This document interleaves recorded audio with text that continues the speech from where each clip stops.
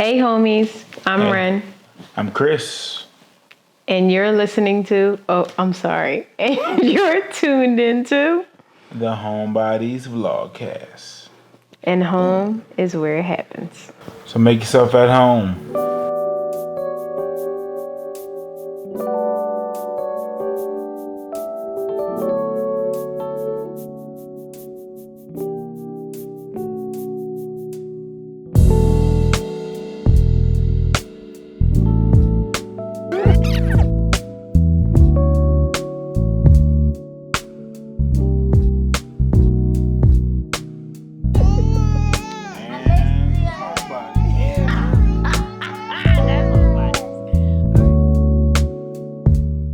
So what are we doing here today?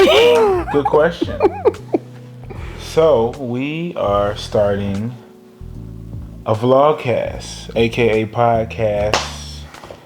Just making content. We just wanna Like everybody else in the world. This is true. And I think instead of running from, the social media realm, it's like, let's run to it. Let's put stuff out there that hopefully can be an encouragement to other people in the season of life that we're in, that's similar. Just briefly, we are married, if you can't tell. And we have 4 children. And we've always had a desire to kind of share just our lives just through video, because I enjoy doing video. So we want Don't to just skip share that our part. lives. Huh? I said, don't skip that part. What do you mean? That we met in college, and we actually were under the same major. Technically, we were under. Well, you jumping the gun. Not really, because you're describing who we are. Well, I was going to say, I was just trying to give a brief about like why we're doing this podcast. I was about to just make briefly. it brief, but go ahead. And then I would say maybe let's let them know about who we are individually first. Like, just give a quick little synopsis about. Ooh, you should go first. Me first. You go first. What happened to ladies first? I'll let the head go. Okay. Head of the household. Ooh, now you want to use that. You're gonna sip your tea. Would you just go? Okay. So I'll go first. So my name is Khristian, and my name is spelled with a K. Khristian with a K. That's what they used to say in college. Anywho, I'm a man who grew up in Philadelphia, and then we moved. Hush it. She be trying to hate as if I'm not from the city because we moved to North Wales. Yeah, say that part again. 13. North Wales people. I represent for North Wales. North Wales represent. Essentially, North Wales is like 45 minutes outside of the city of Philadelphia. It's the suburbs of Philly. Yeah. So I kind that. of got the taste of both worlds, actually. Lived in the inner city for 12 years or so, 12, 13 years. And then moved out to the suburbs and got that way of life. So I feel like it gave me a nice, good balance growing up of kind of just knowing how to maneuver in different areas and different elements. And it gave me a different perspective on other people that didn't look like me. And I didn't have to go with the mainstream narrative, right, about certain people. But nevertheless, so I grew up out in North Wales. I grew up with 6 siblings. I am the 3rd oldest of 6. My father got into a car accident back in 1999. So that was actually one of the reasons why we actually moved to North Wales. And that landed him in a nursing home still to this day. But that experience obviously was a trying time for my family, for my mom. But in a lot of ways, it kind of helped develop us and kind of grow us up quick. But nevertheless, I'm the 3rd oldest of 6. What else do I say about myself? Fast forwarding to now, Yes. you are. I am now a husband of one, a Better father stay of that way. four. I'm a barber. I cut hair full time. And I enjoy doing video stuff, just on the side. Did go to school for that, but I'll wait before I get to the school talk. He's being really modest right now. He also, as a side hustle, he makes freshly squeezed Oh, yeah. juices. Yeah, I do juice too. Because getting the good stuff in you is important. So, yeah, I guess that's me in a nutshell. I think. And I mean, now that we're doing this podcast, we'll have more time to share. Oh, I grew up in a Christian household, right? So that was very formative for shaping my worldview growing up, my interactions with other people. So fast forwarding all the way to now, the God's word and the scriptures is still very formative for my life, even though some of the world views from growing up to now is different, but it's still the same. So I guess we can touch on that later. I don't necessarily want to give too You much away trying to now. get real bold, I real mean, bold. this is going to be the foundation of this podcast. We kind of want the scriptures, the Tanakh, the Torah, the Whoa, you're getting ahead of Bible. yourself now. We ain't even get to the what yet. We still Well, on who. yes, you're right, but I'm just mentioning that is going to be a key piece in a lot of our conversations. Is we're going to kind of hopefully be coming from the vantage point or the lens of scripture as we assess the different things that we do in our home and why. So, but I'll leave it at that for me. I think that's me in a nutshell. I'm Okay. very against the grain. Yes, you are. I don't know why you I needed don't to try say to be. that right now. So my name is Lauren. So when I introduced myself, I said Ren. My in-laws know me as Rennie, so take your pick at this point. Background information. I was born and raised in West Philadelphia. Q in I can't even get it out. Q in Fresh Prince Fresh theme Prince. song. Here you go. In West Philadelphia, born and raised on the playground is where I spent most of my days. I'm mad you just explained all of that. Yep. Anyways, let's see. I am a daughter, obviously. I did not grow up in a household with both of my parents. I guess majority of my childhood. Both of my parents they divorced or they got divorced. Are divorcees. All right, you get the gist. And I have two older sisters. I'm the youngest. Woo woo. To the youngest tribe. Or are you the third oldest? Ooh. No, because my mom didn't have any other kids, or my dad. So here we are. And thank goodness, because I wanted to be last. Anyways, I would say I was raised in a Christian household, obviously. Majority of my childhood was spent living with my grandparents, so my mom's parents, and my mom, of course. And then I still had, times where I saw my dad as well. So he wasn't like non-existent, but he wasn't in the household majority of my childhood, because there was a time where they were married and I was really young. So there are pictures and evidence of that, but I don't really remember any of that. So there's that.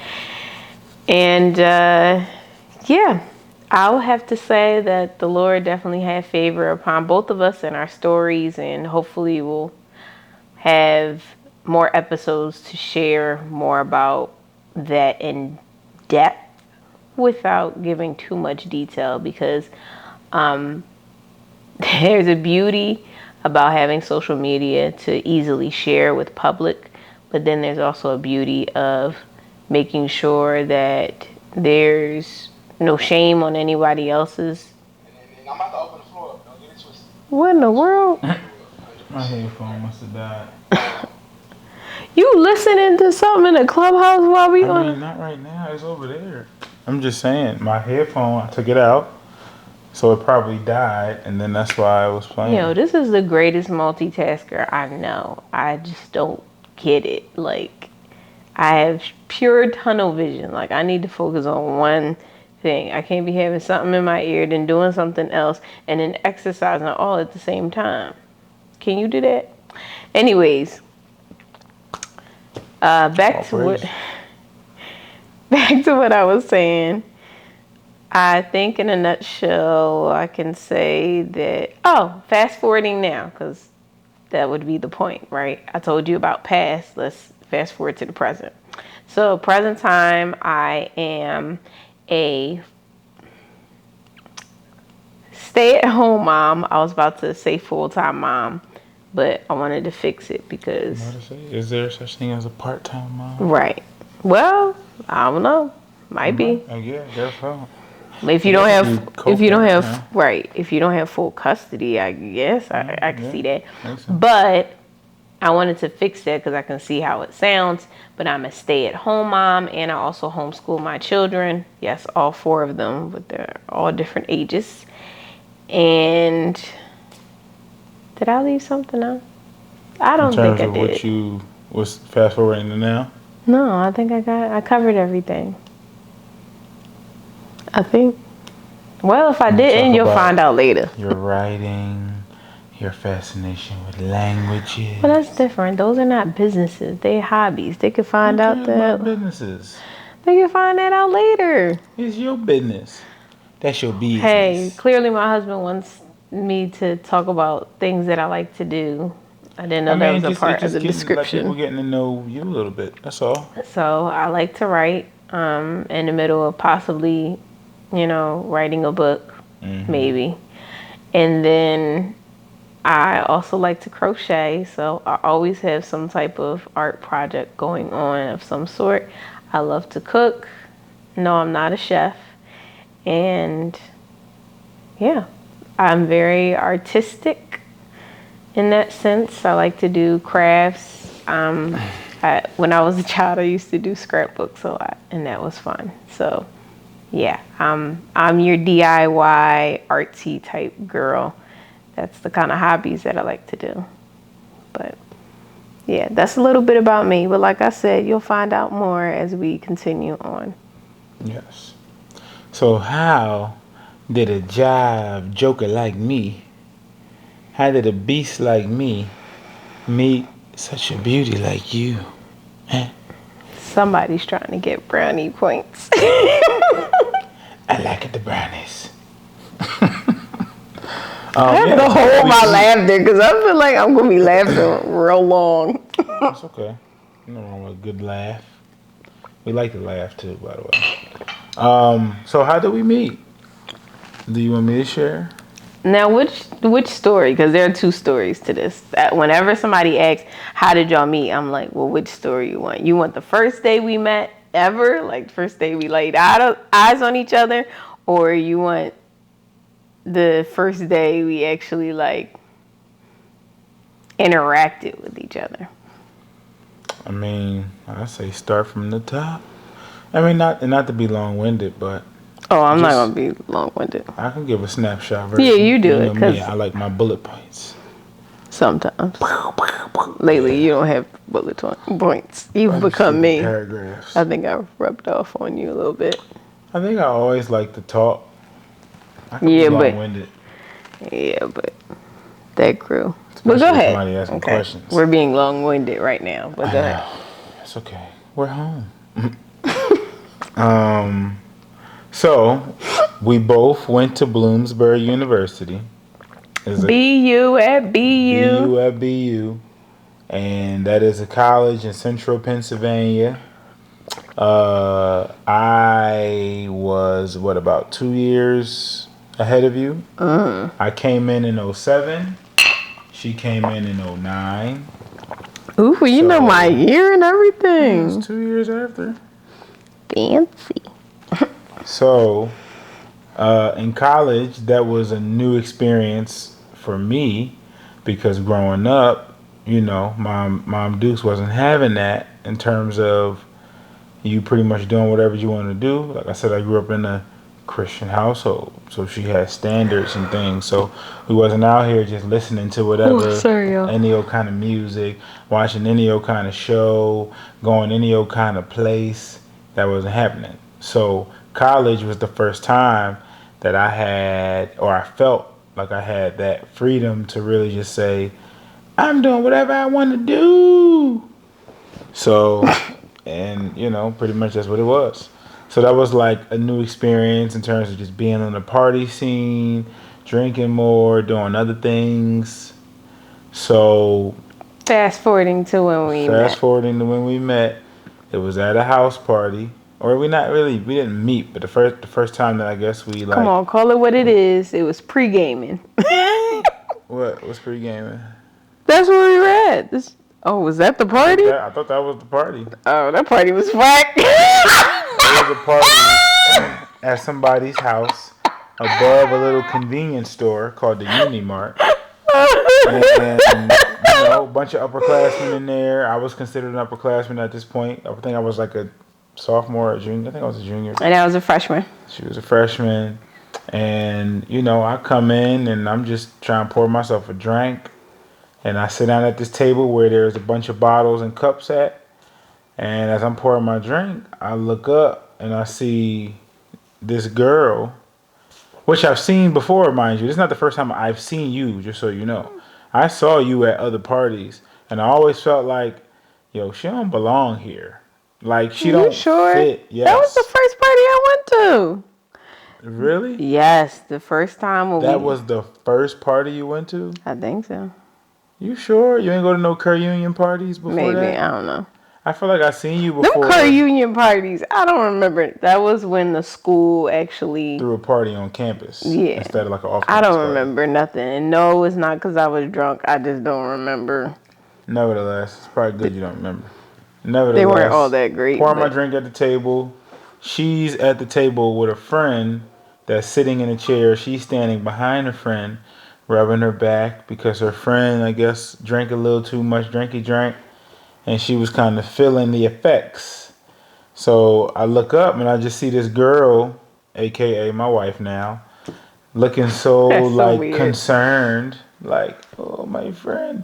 But then we kind of like locked our eyes for a second. Like, I don't fully know what her look was to me. I felt like her look was like, what are you looking at? Or like, you ain't going to help me? Or I don't know. Like, I feel like your look was just like stop looking at me unless you're going to do something. I was kind of, let's piggyback a little bit. Or go backwards, rewind, something, whatever, And I think this was my first time, how do I phrase this? So, as I said before, maybe I didn't mention I grew in a Christian household as well. Especially with my grandmother and my mother. In being raised in the church in that environment, there were certain things and expectations and standards that I had. So for me, I didn't understand, okay, we're at this party or we're at this thing, and me and these three other girls promised that we would kind of make sure we looking out for each other. So sometimes, and people have told me before that I have a tendency to be mom, which is not what a friend always wants. But I don't know what it was. I wasn't a mom at the time, but I just felt, okay, my friend is in need, and she wasn't feeling good. and it was like, so nobody gonna help? I'm thinking everybody would jump in and be like, oh, what she need? She needs something, or somebody got a Tylenol, something. And nobody offered to help. Everybody was just staring as if, oh well, that's too bad for her. It's a normal day. And I was appalled in a way. And so I'm kind of like, well, somebody said that I was panicking or doing the most, but it really was, I was shocked that nobody jumped up at the thought of wanting to serve someone else. Mind you, I grew up in a Christian household and grew up in a church where if something happened, people was praying for you. People was serving you. People was like, what you need, or giving you a hug. Like, needs were met physically and spiritually. But in this instance, I knew I wasn't around like a bunch of Christians. I wasn't expecting that. But I expected that there would be some type of common courtesy where it's just like, I get we're here, we having a good time supposedly, but I would hope that something go wrong, everybody would kind of be like, all right, what you need, what you need. And nobody was like that. So that's a culture shock for me in college because I wasn't used to that. So continue. That's all I wanted to say. Okay, so eventually, so that was the first time we actually like kind of like noticed that we noticed each other. But then the next time, so then I started Ooh, what was noticing that? that when I was kind of going through my little 180 in college to where, is it 180? I think so. Pretty much when I started making different decisions and I'm like, okay, I no longer want to like live like this and move like this. Everything that I thought I wanted to be a part of certain circles and kind of fit in and just blend in with the rest of the world and certain lifestyle choices. You know, when I came to the conclusion that I didn't want that anymore, I started kind of slowly trying to pull back from stuff. But then I would see on Facebook, that's when Facebook was a thing. I would see, I think I was following her on Facebook somehow, and I realized that like her statuses and things would start like changing, and it was like scriptures and like little inspirational stuff. So I'm just like, oh, okay, interesting. So when I officially like kind of, I guess, repented in college, if you will, and I turned away from a lot of my bad choices, you know, I think I DM'd you on Facebook, and I was just kind of like, you know, or no, it was actually the Facebook instant message, the little things that popped up at the bottom of the screen. I'm mad I deleted it. I should have saved it. But anyways. Well, yeah, so I asked her, like, you know, hey, so I see that you don't, or, you know, you doing this now, or you got scriptures up here. Like, how did you Excuse me. change? You know, how did you, like, transition out of moving this way to moving this way? I was just curious. And I don't really remember exactly what you said, but I remember we were kind of talking on Facebook about that. So then, I don't know if you told me about Impact or no, I stumbled on Impact. So Impact was a campus, like I guess Christian organization that was connected with Campus Crusade for Christ, and they were more focused on I guess like minority students and students from like the inner city, stuff like that. So I wound up going to a Bible study with a couple of dudes that became good friends of mine in college, and I went to their main like Bible study. Is that you? You're multitasking. Well, I went it's just to a water a, reminder. I went to a main Bible study, and she happened to be there. So it was like, you know, oh hey, I remember you from the parties and stuff like that. So, you know, actually hugged, said what's up. Great. But then by default, I don't know how much detail you want to go on, but by default, because of the friendships and it was like the group was kind of like a small group that would kind of just like hang out with each other on the campus outside of just our little midweek Bible study group things that we would have. Outside of that, we would kind of kick it in different lounges, like inside the dorms, and play games, watch movies, just like spend time with each other in college organically. So by default, I got a chance to kind of get to observe and watch like her during that time, and my thoughts wasn't like, yo, I want a girlfriend, because personally at that time, girls was the furthest thing from my mind. Like I wasn't looking for no girlfriend. I wasn't trying to look for no relationship. I was just on some, I'm really just trying to like get my life together. I'm trying to be on my straight and narrow. Like that's just where I was at. So coming across her in that ministry on campus, it was refreshing because we would do these things where we would go every Friday. We would go on the campus and we would essentially evangelize and share, the gospel with people and just talk to people about the Bible, talk to people about Jesus, and just kind of get feedback from them. We would pray for people, but a lot of like people didn't really want to come out, and especially a lot of like females didn't really want to be a part of those groups because most people probably was like shy or, they were probably intimidated by doing something like that. So, I ain't mind. I was out there. Hey, let's talk. You got a minute? Got a second? We talk with you. So when I saw one day we went out there and Rennie, by the way, that's her nickname. We call her Rennie, not just Lauren. And Rennie comes from Lauren. I guess one of her friends in college used the Ren and Lauren and named her Rennie. So Rennie has become her name, really. So one day we were going out to evangelize and we had different groups. So yeah, after that moment, my attention really started to shift and I kind of started like being more interested in wanting to pursue you. So just for context, I never had a girlfriend until her. I never had no girlfriend. Like officially, like a girl that I'd be like, yo, that is my girlfriend. Like we are dating. Like Like an official relationship.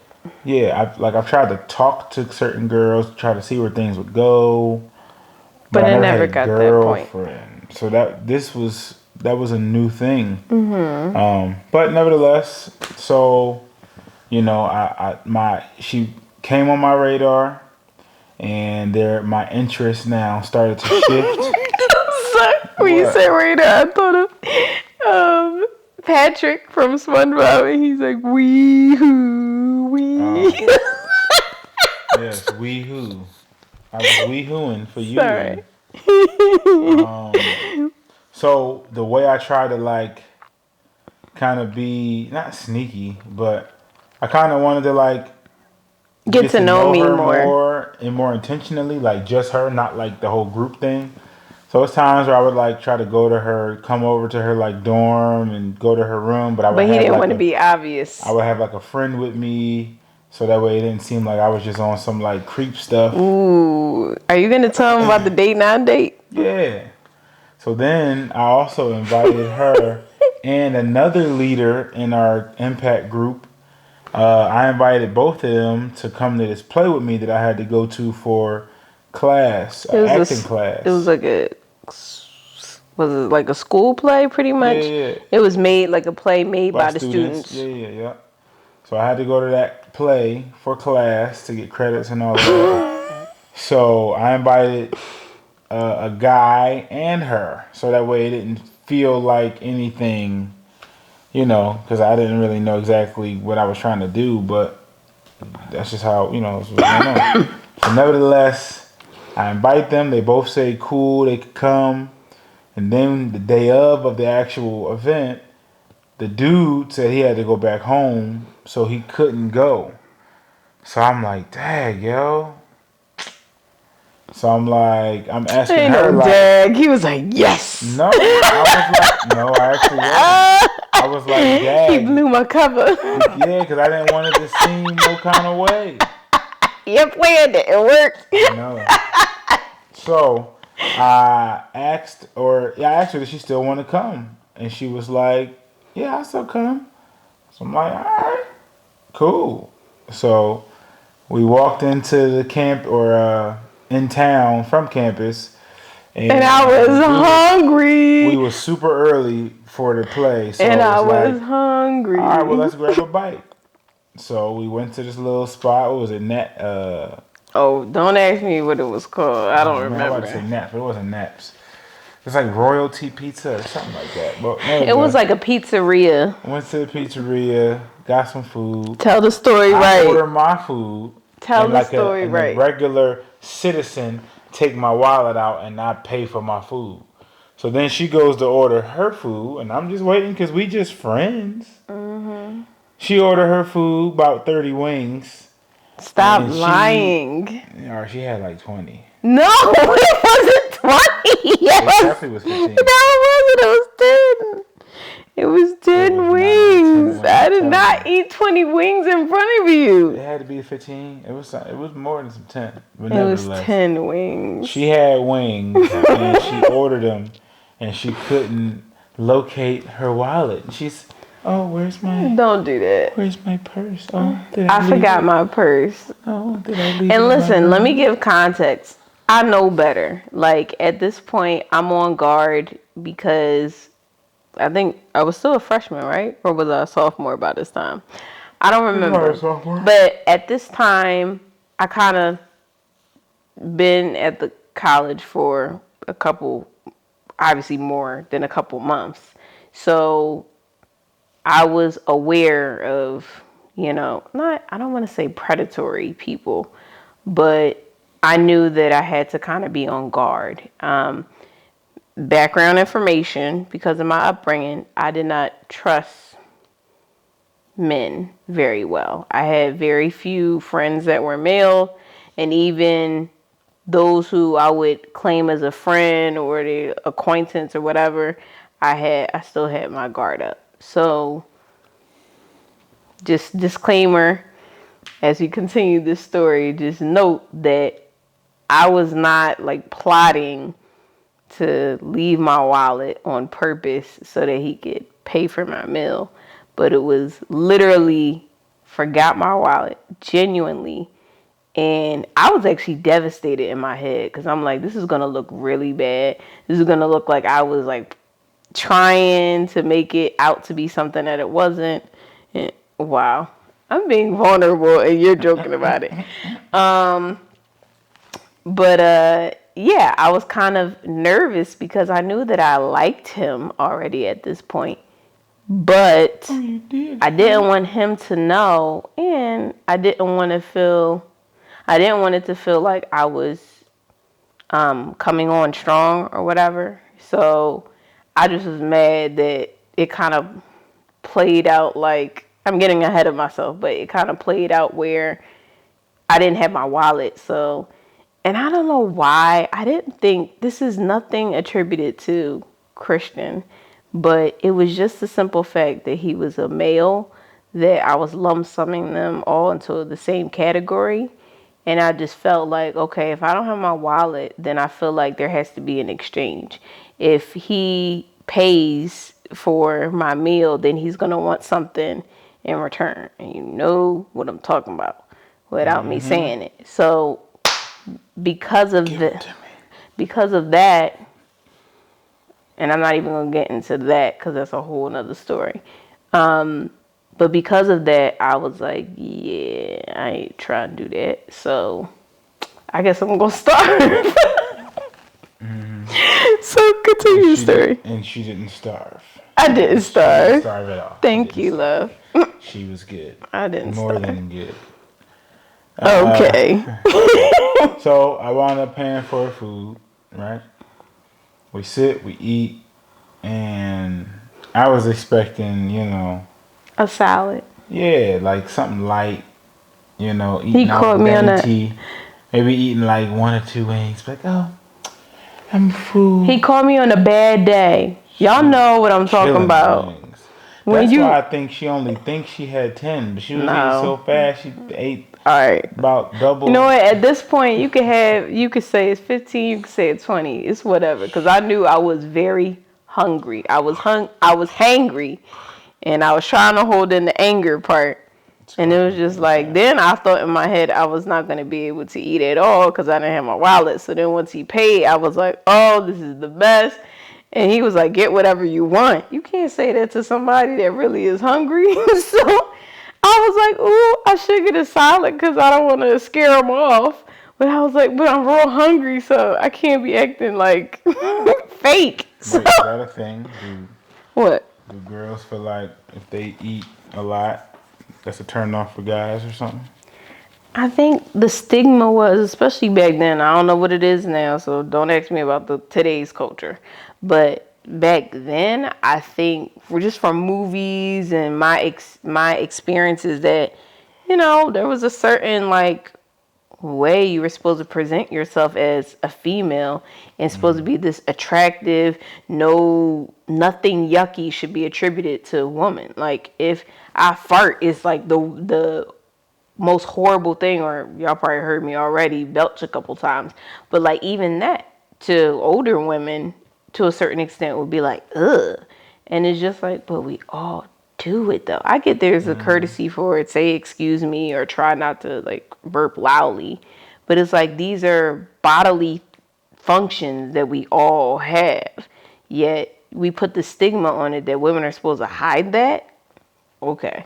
But at that time, that's what I kind of went by. Like, oh, I can't fart in front of people. Or if I did, it had to be like quiet. So I had to like control it slowly. Or, yeah, when it just came to that kind of thing. So when it came to eating, it was like, you ain't want to get like a full, like I'm trying to get a whole hamburger and all that. Now, some people might argue and say, man, I don't know what you're talking about. I get that. But I felt like, okay, I really like him, but I don't want him to see me scarfing down something, like looking like a whole wolf trying to have they meal. Like, But the funny thing was, I appreciated seeing her just be comfortable eating and not being all like, like she hungry, but she just trying to fight it. Like, so for me, it actually worked out because it was like, wow, like this is rare to see somebody just letting their hair down in a sense and just doing what they want to do and eating how they want to eat and not really worried about being all, curtsy or whatever. I don't know. But nevertheless, we ate, went to the play, and then I think we went to the Dollar General at first to buy some Blistex or something. I'm sorry. As he's like telling the story, I'm reminiscing on. Oh, is this supposed to go out? I just probably need to replace the battery. Oh. The camera's still rolling though. It's reminiscing on just everything as he's telling the story. I'm visualizing it in my head and thinking back on when I was like eating my food, I was zoned out. Like if I said I was hungry, so as soon as I got that food, I lied to you now. I don't remember anything. The only thing I do remember is looking up and seeing his eyes beaming at me. And I'm like, what Just like that. is he staring at? Just like that day at the party. But I just let that go. And I was like, I let a lot of stuff slide and pass that I could have questioned. But I was like, I ain't even going to go there because I'm not ready for the answer. So. Gotcha. So we left there, went to the play, and my teacher's at the door collecting tickets. And she sees me and she's like, hey, Khristian. And she sees her and she's like, oh, who is this, your girlfriend? And I'm like, no, you didn't even breathe. That man's face froze. And he had the biggest, brightest smile I had ever seen on him. I think I was flattered at the idea of like girlfriend. He looked like he just went into La La Land. Oh, Mr. Krabs. And I had to be like, I looked at him and then looked at his teacher. I was like, oh no, we're just friends. I was like, I didn't think I was going to have to say that. Ouch. So I felt like I needed to say that because I was like, this is weird. Let me just state the obvious. I was just so caught up by the question that it's like. So at that point, I was like, okay, something's up. But I literally was like, I'm still not going to question it. I'm just going to keep going. I don't want to ruin stuff. So yeah. So we did that. That was cool. Enjoyed my time. And after that, it kind of solidified like, yeah, I really like her. Like, and I enjoyed my time. So kind of fast forwarding. After that, what happened? We went to a conference in Atlanta. It's funny because we live in Georgia now, But we went from Philly to Atlanta for a conference for that campus ministry called Impact. And on the way there, we got a chance. We rode a bus like with the rest of the people who went from our school. So we rode a bus there, and we kind of got a chance to like sit together and all of that. Or actually, slow it down.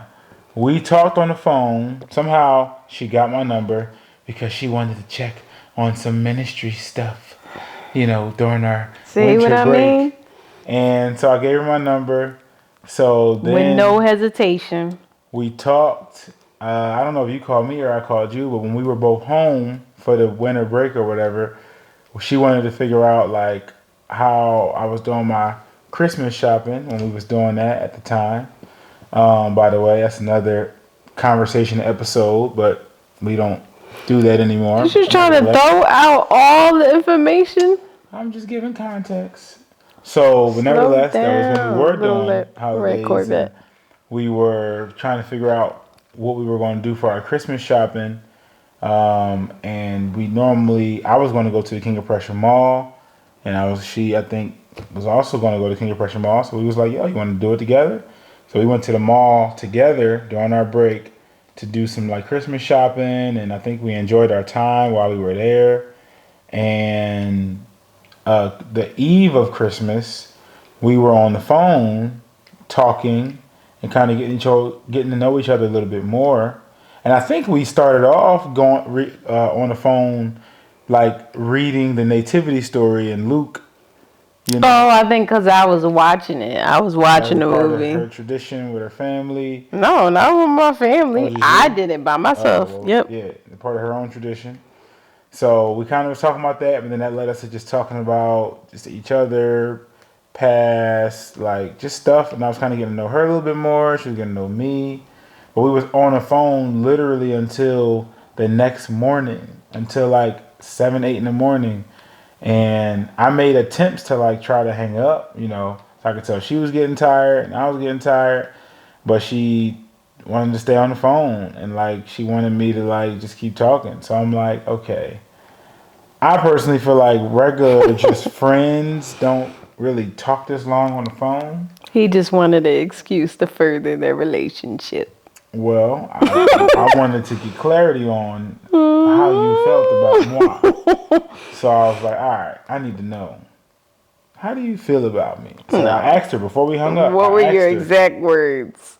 Do you like me? No. Do you like me? And I was like, I didn't say, do you like me? I thought yes, you said, did. how do you feel about me? No, you said, do you like me? And I said, yeah, I like you. He was like, no, more than a friend. And I was like, no, he trapped me. Yeah, I needed clarity. I don't like being in limbo like that. So no, that's fair. I was just mad that you beat me to the punch. Yeah, so she shared with me how she felt about me. And then obviously she flipped the question back on me and asked me how I felt about her. And I told her, I like you. So it was like, okay, cool. I was smiling. It's like, okay. So hard. Where do we go from here now? I was cheesing. I was like, he likes me. About a couple days later, after that, we went to Atlanta with other students from our school for the conference. So during the trip down there and during the actual trip, I feel like that further solidified like our relationship or how we felt about each other. So I want to go into detail with certain things, but it's like at the same time, I want to be sensitive to time because we didn't even get into proposal. We didn't get into marriage. Okay, so what are you trying to hit? Well, the goal was to kind of discuss like how did we come to be. Okay. So we're going into detail with certain things, but I was trying to get like the big highlights. Okay. So what was the next big highlight? I would say next big highlight after that Atlanta trip was making it official. Mm-hmm. So made it official. Valentine's Day of 2011. Mm-hmm. That's when I was kind of setting stuff up to ask her to be my girlfriend. He sent me a I'm carnation. about to say, yeah, you want to share it? You can share it. Sure. I'll let you share that one. So he sent me red carnations. I'm trying to hit on points and not be They wasn't super. No, they were red because it was Valentine's Day. That makes sense. But they had yellow, and I think they had multiple colors. That's why. Oh, maybe they were yellow. Like they were No, yellow. they were yellow. You're right. You're right. Yeah, You're right. Yeah. Okay, so yellow carnations, and somehow he got, somebody to open my dorm door so that when I came in my dorm, they were lying on my bed. So that was sweet. Mind you, FYI, outside of, so I did have previous, I guess, boyfriends. So there were like Valentine's Day, obviously, that we spent together, or I got gifts or stuff like that. But there were also years that I didn't have boyfriends where I hated Valentine's Day because it was just a reminder that you're by yourself. But anyways, so yeah, where was I at? I was at Carnation. Okay, carnations. And so I'm like, okay, that's cool. And did we make it official? No, we didn't make it official by that point. So I knew that we liked each other. We made that clear. But there was still like this, because it wasn't official, it's kind of like I can't really have expectations because we're not official yet. So for him to give me carnations, I was like, oh, that's really sweet. He didn't have to do that because we're not a thing right now. It's kind of like being in limbo, but exclusive limbo. That's not even a thing. So anyways, then and tell me if I'm skipping anything. Then somehow he gets my friends in on the whole situation, so everything is a surprise. So they come and pick me up and tell me that I need to dress nicely, and then they tell me we going to Walmart, and I'm like, that is the dumbest thing ever. Why am I getting dressed up to go to Walmart? Whatever. And so we get in the car, and then they park, and where they park at is, they were telling me they want to stop at this place to go party or whatever. And I'm like, you just said we was going to Walmart and I need to get some stuff. I was mad about that. And so, long story short, they lied to cover Khristian. They park in the parking lot of who knows where. And then they're like, so it's two friends, and they both turn around and they're like, you ready? And I'm in the backseat like, what are you talking about? I was like, yo, y'all being real weird. And then Khristian knocks on like the window, and then he opens up the door. He's like, you ready? We got reservations. I was like, what the heck is going on? But like,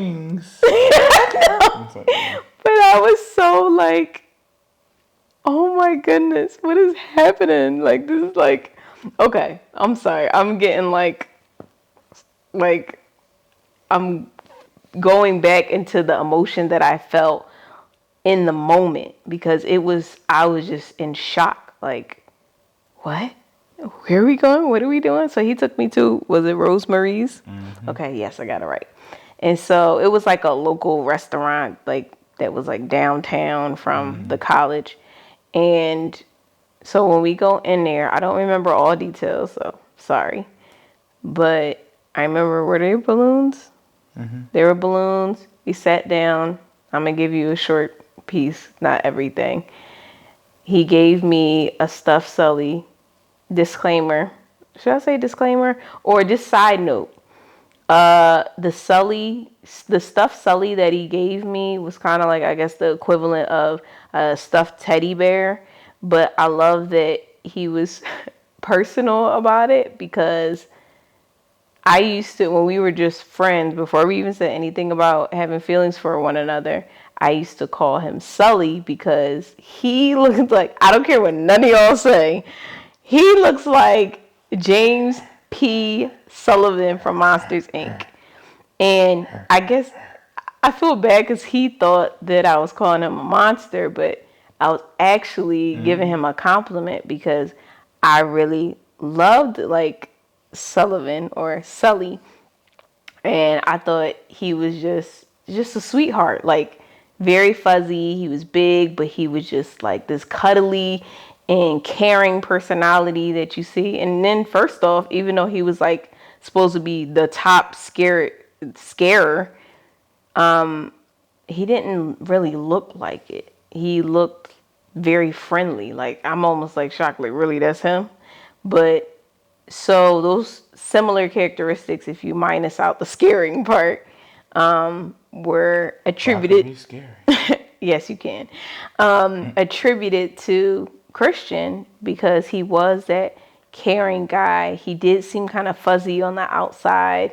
And though the intimidation or maybe the scary part was that he was an upperclassman, and I had my own stigma and assumptions about upperclassmen, specifically men. See what you did there? So yeah, just to give context, it was like, what's the thing with the Sully? But so he gave me a stuffed Sully, and I thought that was so cute. I love like personal gifts, like not getting things that are just common. Like I've gotten the teddy bear and the stuff, the flowers and all that. So to add that little touch was like, it really touched my heart. Then on top of that, you think that's enough. Then I'm a writer. I went to school for journalism. So I love to write. I've always loved to write. I have journals of just my teenage years writing. That's another thing. We had the same major. Mass communications. That's what I was trying to say in the beginning before you cut me off. No, I know. Proceed. But yeah, so I love to write. So he wrote me this letter about, I don't even remember.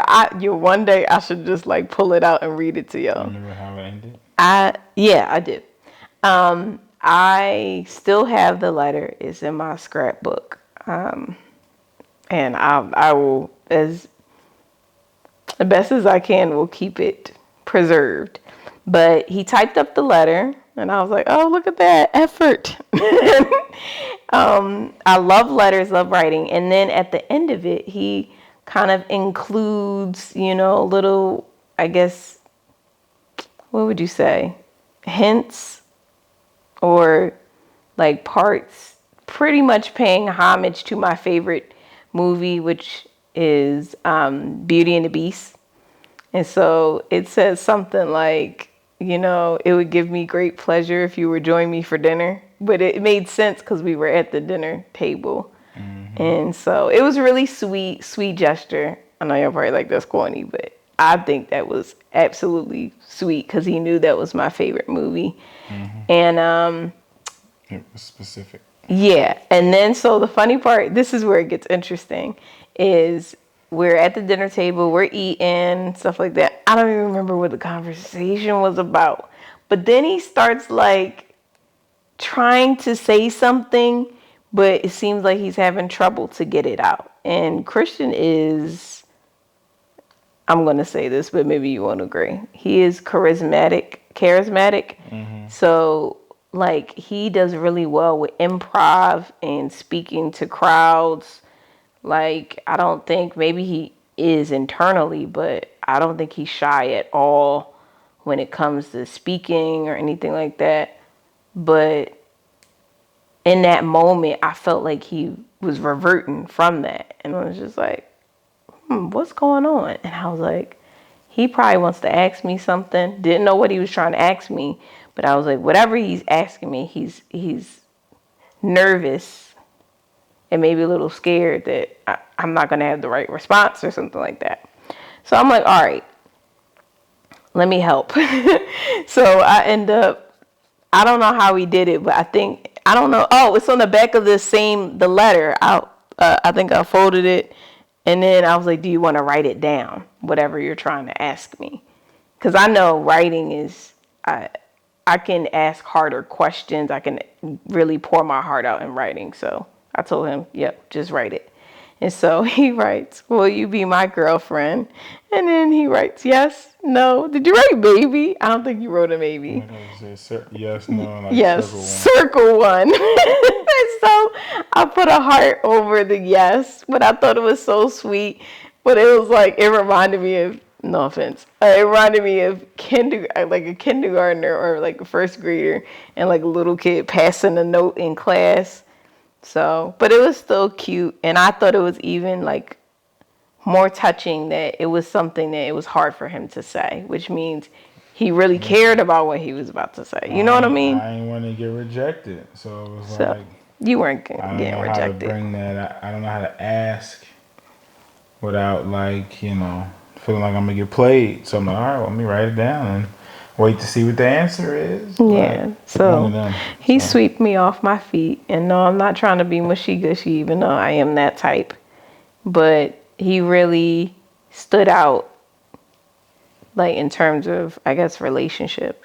While we were dating, yo, he would just make me nervous. Like he get like goosebumps. Like I don't know what it was about you that was just like I don't know. My aura,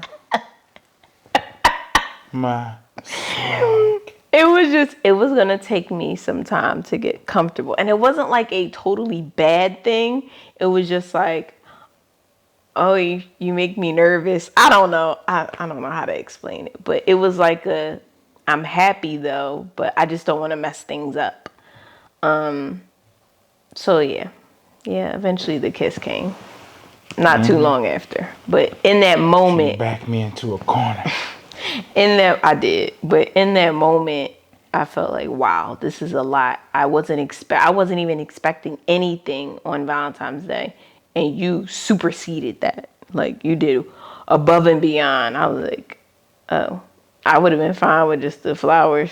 I was just happy with the flowers. I was happy even if there were no flowers at all. But yeah, you just did it. I mean, somebody would say team too much, but I would say I'm grateful, team grateful.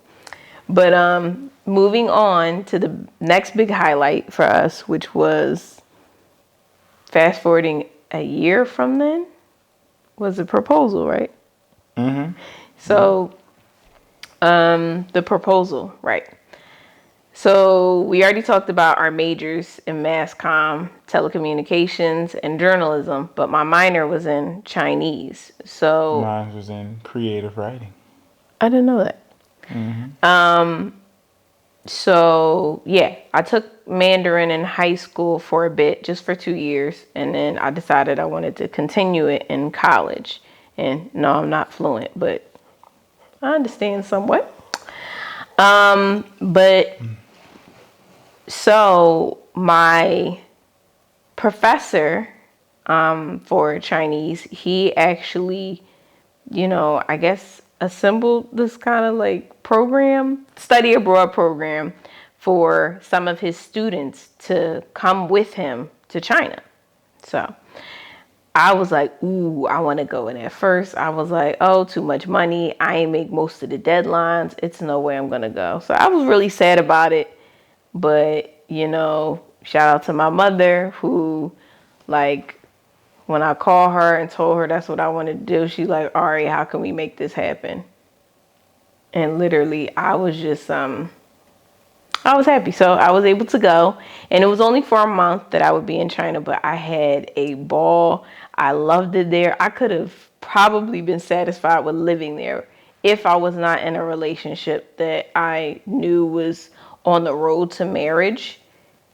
I would have stayed in China and taught English for a year because they were needing like a lot of English teachers at the time. But because I knew what was back in Philly or back in the US of A. Ooh. Right. Who? I was like, yeah, we got a whole different type of road that I need to go on. So anyways, we do talk about marriage, obviously, in our relationship, but I had no idea that he was like, I'm trying to propose when she get back. And So before you even get to that, when we went on our second trip, our second conference for Impact, we went to New Orleans. Oh, you piggybacking. This is before. This No, before we okay. This is before the proposal, but after making it official. Yes. Okay, you gotta make sure you Yes. piece that in there. So I asked her when we was in New Orleans. I said, because I was in this little men's breakout session at the conference, and the guy was just sharing some stuff. But I asked her. I said, "Hey, if I was to propose to you, but I ain't have no ring, would that change your decision about wanting to marry me?" And you remember what your answer was? In a nutshell, I just said no. I think I said, I really would want a ring if I'm honest. I can't. Yeah, I'm not for gonna the sake lie. of the tradition of it. Right, and that. But I've you been was waiting like- all this time. Of course, I want the ring. But you was like, nah, I would still say yes though, even if you didn't have a ring. So for me, that answer was like impressive. It was like, And I didn't even know. I didn't know he was like quizzing me on stuff. But I felt like Brian. oh my God, they don't know what that means. I know. It's a good buddy. But yeah, I felt like he was quizzing me at times. But Yeah, that was me trying to understand like where her mind was at, because it was like, I don't want to get no materialistic gold digger. I mean, It's I had ways to go because the materialism is still there, but it's the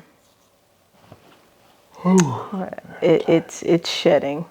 It has shedded, and it's still shedding.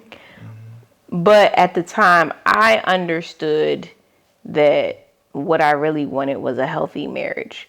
More than I wanted something to look like it was healthy. I wanted it to be healthy. So I knew in him, I honored that. right, in asking about the symbol of a ring, is like, I know at the end of the day, it's a piece of jewelry. And I could have a banging ring in a horrible marriage. And that's not what I wanted. So For sure. So I was only adding that in there just to kind of like give context to before I proposed. Now, I don't know if you want me to share like what we did leading up to you coming back from China, because obviously none of that you weren't there for the. yeah, you want to take over? Sure. So while she was away in China, that is when I kind of started making my move with, getting permission first and foremost. Oh, yeah, I I forgot. talked to her mom I first. forgot. I wouldn't have told that part. I mentioned it to her mom that, I was thinking about proposing. And, she was excited, like, oh, really? Like, I was like, yeah, I want to ask your daughter to marry me. So, I think I want to marry you. and she's like, her mom was like, all right, well, you got to talk to her dad. And I'm like, yeah, I plan on doing that as well. Okay, Mom. So, Okay, Mommy. Shout out to Mom. Okay, Mom. So Your little bow. I reached out to Pops, and we had lunch not too far from where I was working, right at University of Penn, the little computer store. And we had lunch kind of a couple blocks away. And, I told him what I wanted to do, or more so just kind of just asking him or getting his insight. And he didn't have no problem with the decision. It was just more so, how are you going to be able to like live and manage life and be sustained? Pause, because I feel like this needs to be stated. What was going on at the time? Like, you were just graduating out. You just graduated that spring. You didn't have a house. You have a car? Didn't have no house. I don't even know if I had a car yet. I think you had your license. Had my license, which was recent. By the way, when I met her, like in college, that kind of gave me like a spark to want to like do stuff. Yeah, to get my permit, my license, like just be productive, because it was like, yo, I'm about to take care of another person other than myself. So I was about to call you out. Family. Yes, according to you, according to your family, he was a bear. He was like down the basement, just chilling, like doing nothing, sleeping during summer breaks and stuff. It's kind of like polar opposites. I don't even know that, Khristian. Yeah, I mean, I don't. I had a moment. Yeah, But I yeah, it mean, was a yes, shift. that you want to sleep, but Yeah. the way it was described, and it wasn't nothing bad. It was just he wasn't really like trying to do all this stuff, and you know, it was interesting to me because it's like, wow, you. I mean, not in a selfish way that oh, you did all of this for me, but it's like, wow, that made you like what made you want to do all of this, but I'm not gonna spoil it for you. Continue. She gave me reason. But yeah, so while she was gone though, did my due diligence, check with the people I needed to check with, her parents and things like that. Obviously, I told my mom what I wanted to do. Um, and yeah, you know, I started looking up rings and I feel like I kind of had an idea. I felt like we was in the mall one time and she kind of pointed out, you know, a style of ring that she liked. But I was like, all right, look, I ain't trying to break the bank on something like this. Just like her, I wasn't so concerned about the typical things that you would expect that you need to focus on when it comes to weddings and marriage and stuff. But I was more focused on like life after all of the celebration and the this and the ceremony and that. Like, or you know, I didn't really care so much about like if the ring looked all shiny and expensive, but it's like my marriage was trash or my marriage wasn't shiny. My marriage was rusty. You know what I'm saying? Like, so the actual relationship. So yeah, so nevertheless, I was kind of getting things prepared in terms of just like setting up, getting a ring, and kind of got some of my friends to help me like make a sign that kind of said "Welcome back" to her, and she didn't expect me to be at the airport when she came back from China after that month. Who was supposed to be picking me up? My dad. I think we said your dad was going to do it. So I told her I had to work or something to kind of throw her off. But then I got a friend to record the proposal, and I had like my family and a bunch of other friends that was there with me when I proposed to her when she came through customs. So yeah, you know what? Instead of me explaining her reaction and her answer, let me just show you. Oh my god! Are you serious? Okay, you playing right? Will you marry me in American East?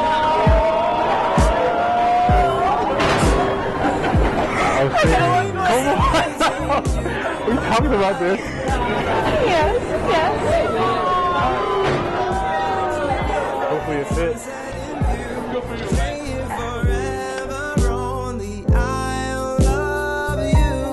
I forgot about that video. I really did. Yeah. You see how short your hair was? Don't But talk about that. but yeah, so I was struggling. I was surprised because she didn't cry. I thought she was gonna cry. I thought I was gonna cry. I was expecting But the wait. waterworks. All right, first of all, let's give context again, because context is key, right? Context is key. I just got off. What? What did I have like that weird accent? Got. Go off.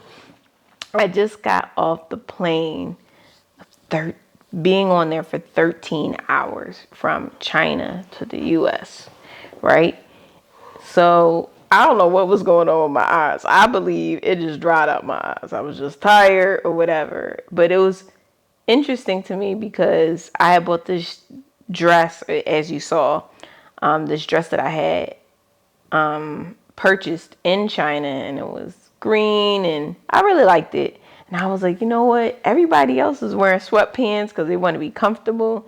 And I'm like, no, I can't wait to see Khristian. I'm going to wear a dress because he told me we were like going out to dinner that night or whatever. So I was excited. I was like, all right, I'm going to make sure that I'm presentable for the day. So, yeah.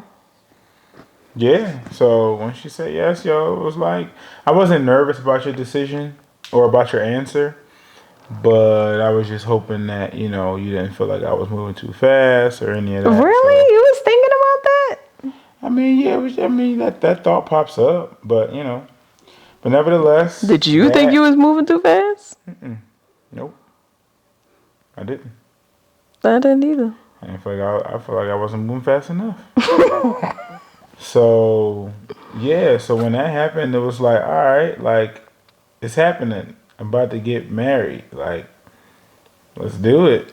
So that was 2012 in the summer. So she had one more semester of school left, Oh, sorry. and she finished that out By myself. by herself. And I was home With just me and Sully. working. My stuff, Sully. And that next year, I think I got a house in West Philly. And then by that July, Weeze was married. He was married. That summer. And then she joined the church that I was going to. That She was kinda prior to. came- Yeah. Because remember, we had to do premarital. So, yeah. So then that's kind of, what led up into the union of our marriage. And then boom. We got married at the church. Epiphany. And Oh, you just putting it all out there, huh? I mean, that was the church we got married at, right? So that'd be another episode. So, Wow, but okay. yeah, so after that, I mean, it was kind of like, okay, all right, this new journey of doing this thing called marriage. After we got married, one of the things that I wanted my wife to have the option of was either to stay at home or to work. I didn't want to like make it feel like, oh, you gotta get a job, we need 2 incomes, yada yada yada. But then I don't want to make it seem like, nah, I don't want you out there working, you gotta stay home. I wanted to be like, hey, what do you want want? to do? Like, what would you prefer? And I tried So- working. I did. She tried at home first, and then Oh, yeah, she that's was like, right. I'm bored. Because was I didn't like, have no "Alright, well." children. It was just me. And when I look back at that, I didn't really utilize my time well. Because if I utilized that time well, I could have done other things. That could have been more time to do hobbies, but I ain't know better. I was immature. Anyways. And we also got a dog the first year of our marriage before we even had any kids. Oh, yeah, that's right. We got a dog named Kong. Yep.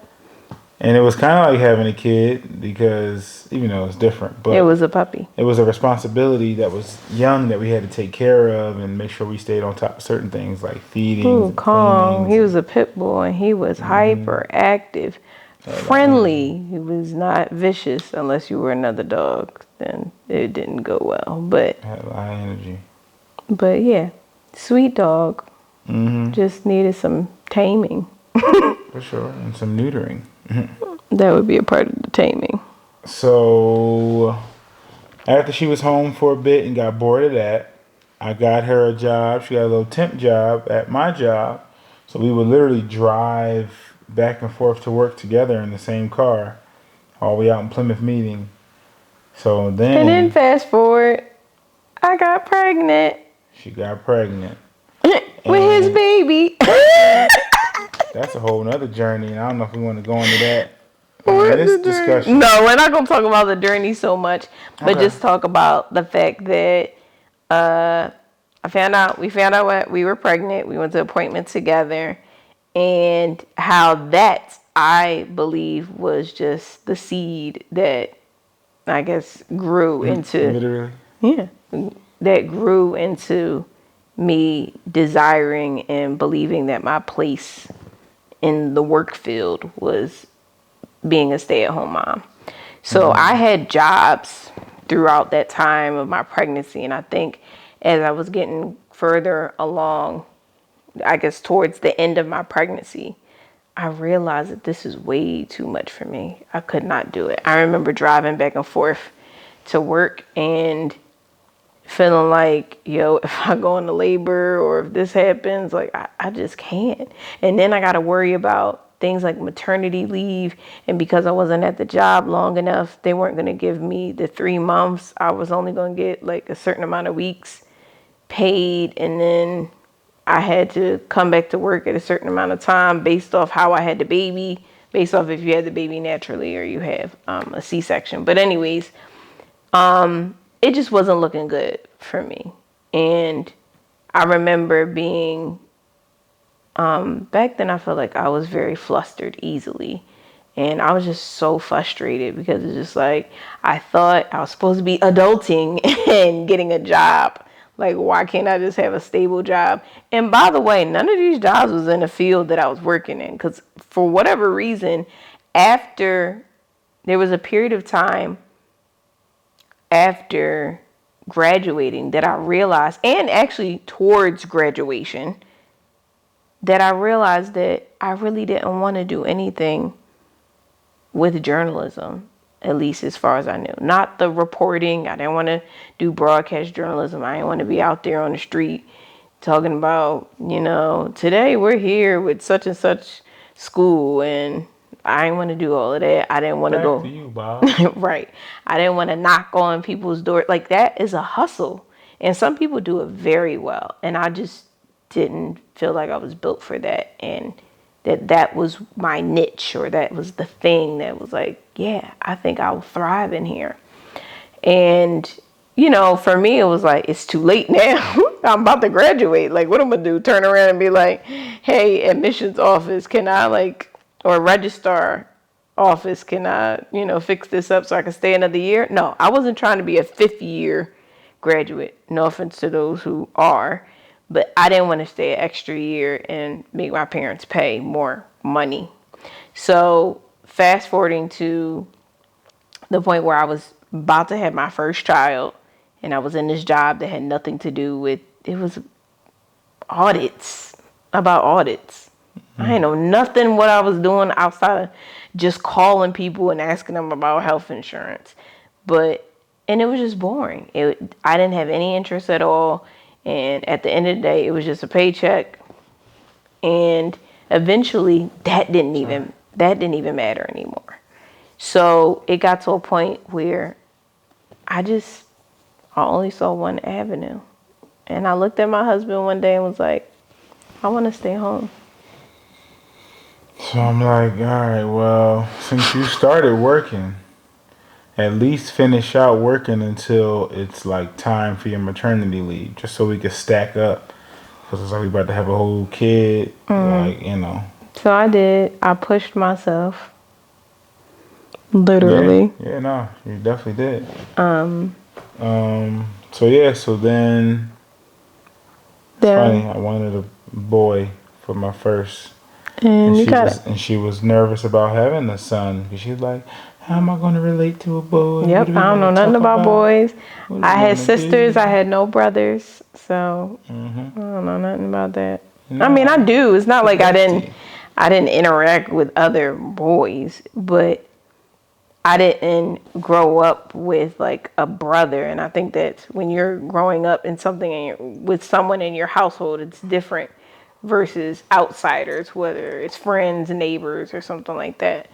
But yeah, fast forwarding again, we deliver our firstborn, and we'll get into how that went because this is Homebodies. So what is it? Home is where it happens. Exactly. So we definitely want to talk more about our birth story, but we won't tell you right now. We'll save that for later. Right. So 2014 had our first child, and then fast forward all the way up to now, 3 kids later. Well, I'll say 2014 we had our first kid, right?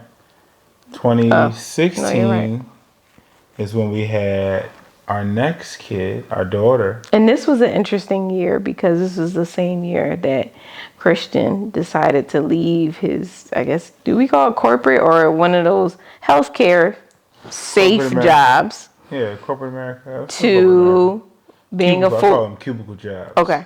To becoming a full-time barber. Full-time barber. So mind you, just remember what's going on here. So I just said I'm staying at home, and now he's going to be a full-time barber. So security, 401k, and one income, and one entrepreneurial job. So yeah, that was a lot. But it's funny, we forgot to mention plus one kid. I forgot to mention during that college time is when me cutting hair. It was stuck to you. No, so I'm trying to remember. During that college time, that's when like my desire for cutting hair was kind of massaged, or it was matured, because I saw all different types of textures, met all different kinds of people, and I saw the potential of what cutting hair could do. And he was But cutting hair since high school, yeah, I was so cutting hair for a while, but not to the level of which college opened me up to. So leaving college, it was like, yo, I want to do something with this barbershop thing. I want to work in the barbershop. I want to own a barbershop. But I was like, I know I want to get married, so I need something now. So that's why I kind of got one of those like just health insurance, cubicle jobs. And it did what it needed to do for the first couple of years of our marriage and stuff. But 2016, left that, went to pursue barbering full time. We had our daughter that year. And then baby number 2. 2017, I got licensed as a professional barber, so it was official. That's right. And then all the way to 2020, we had another kid, another daughter. And then 2000, oh wait, so the end of that month, well, a lot happened that year, right? I'm sure for y'all. You can skip all of that and just go but to the end of that year, we moved from Philadelphia to Atlanta, to Georgia. So now, to Hiram, Georgia. But now we live. Oh, you just giving all the government. Don't come after us, okay? Yeah. So we live in Georgia now. So then that next year, 2021, we come to find out she pregnant again. So we had our 4th kid in 2021 in August. So fast forwarding all the way to now, 2023, here we are. And actually, in 2016, after we had our second kid, our daughter, that's when we had the idea of starting a vlog, a family vlog. Yeah, let's not That's forget when we about were that. doing that. We called it Us+them, and It's still up and running. It's it just is.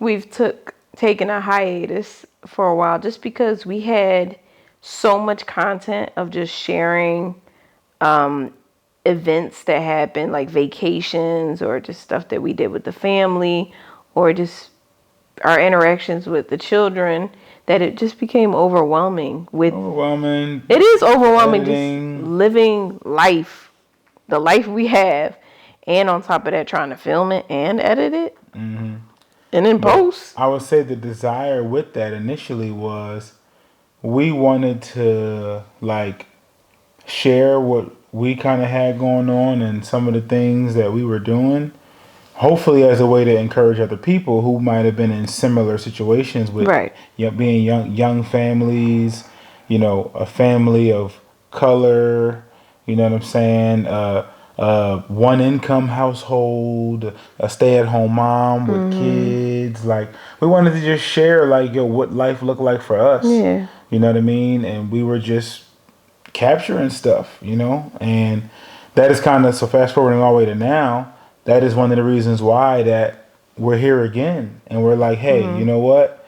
We feel like where we are in life now, we got a lot to share, we got a lot to say. And ultimately, everything that we've just discussed and talked about, how we've gone from just each individual, like the individuals of who we are, to us being one union, to all the way to now with this family of 4 or family of 6, technically.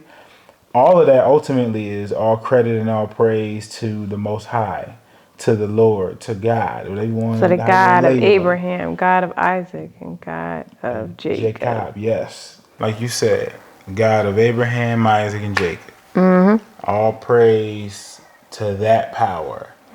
Because we can see now that we're both 33 years old, we're both older, we've been able to reflect more just on decisions that were made, things that happened. And I think as we look back, we kind of appreciate some of those decisions that we made early on in our lives. And things that happened to us, whether good, bad, or indifferent. Without a doubt. We see how all of the different components that revolve around our lives kind of made us who we are today. And worked out for our good. So we appreciate it all, and we just want to share and hopefully be an encouragement to people who, potentially are married or have children. Whoever can relate, because sometimes it's not even in any of those categories, and it's just like, I just like to listen, or if you're a human being, right? If you have ears, because everybody to some degree grew up in a home of some sort, right? So even if you don't have a family in that way, like directly for yourself, you can still maybe tune in and kind of it might trigger you to reflect on just your own home that you might have grew up in, and just or what they want or what they desire for their future, because that too. But for any of you, for everybody tune in, lend an ear. For those that have ears, let them hear. Right. I'll leave it at that.